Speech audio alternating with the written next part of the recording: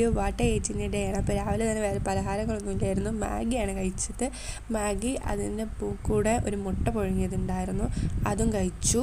അത് കഴിഞ്ഞ് ഒരു 10 മണിയൊക്കെ ആയപ്പോൾ ഡേറ്റ്സ് ഉള്ളിൽ ബദാം വെച്ചിട്ട് കഴിക്കുന്നുണ്ട്. അതിന് 4-5 കഴിക്കുന്നുണ്ട്, 4 കിട്ടും.